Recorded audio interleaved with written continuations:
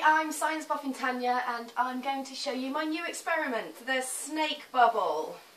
So, this is fun, bit messy, but lots of fun. I like to do this on the floor and you'll see why at the end, because I like the kids to have a lot of fun with the foam. So I always lay out some protection. I just use bin liners, dead simple, dead cheap. And of course I'm wearing my lab coat. Your hands will get a bit messy doing this experiment, so it's up to you whether you want to put on some gloves or not. Doesn't really bother me, so I don't bother putting any gloves on. Now, for this experiment, very important, you will need some kitchen roll just to wipe your hands off later.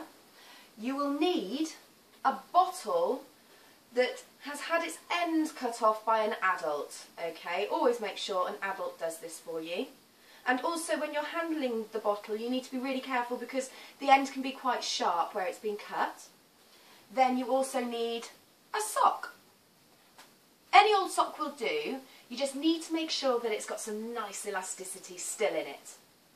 Then we need some bubble solution, and into the bubble solution I've put some blue food colouring to see whether we can make some coloured bubbles. This is the bubble solution I'm using.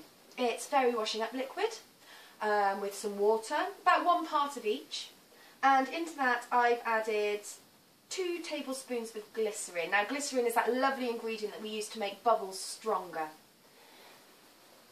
Okay, so let's get on with the experiment. How do we start? Okay, so as I say, I have a bowl here which has in it some bubble solution and some blue food colouring.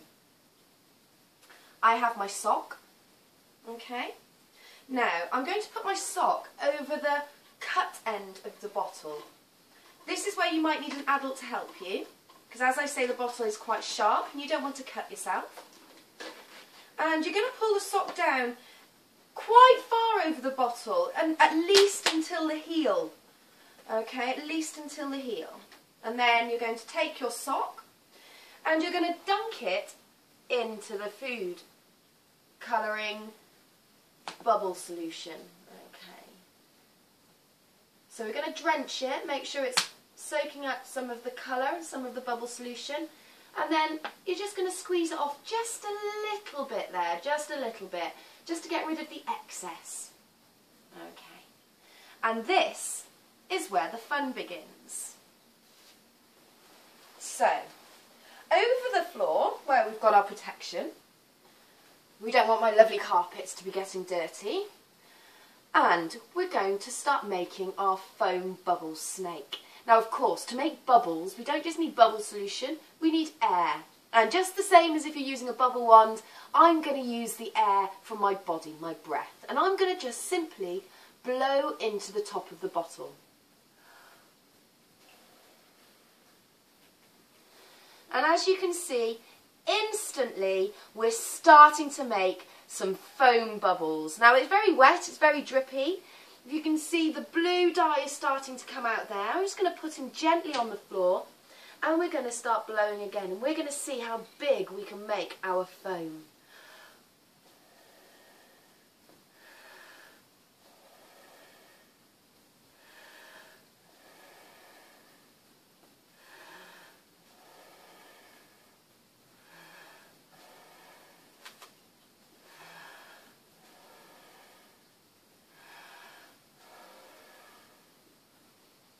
Now already we're starting to make a nice tower of foam.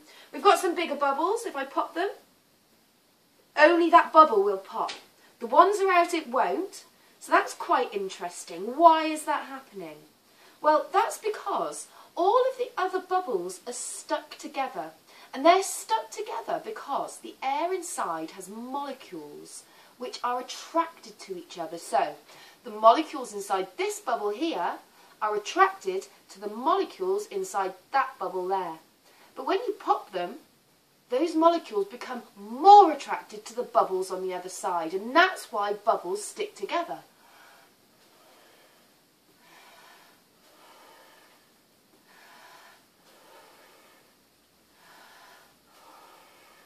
And wow, look at that tower of bubbles that we're starting to grow. And already it's starting to look a little bit like a snake of foam.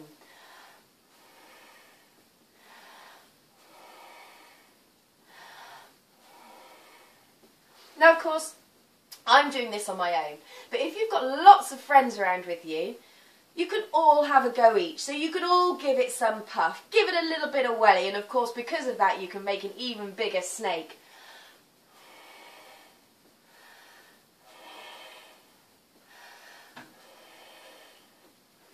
And look at the size of that. Already it's starting to look a little bit like a snake that's been conjured by its master out of its pot, being conjured by the pipe that's playing the beautiful music.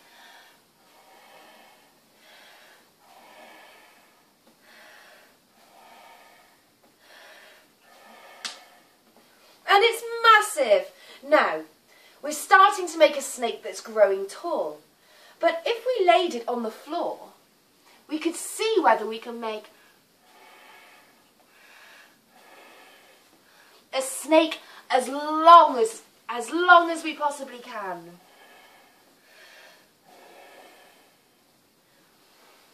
Now this is lots and lots of fun, and of course you can keep blowing and keep creating that snake until all of the bubble solution has been used up outside of the sock.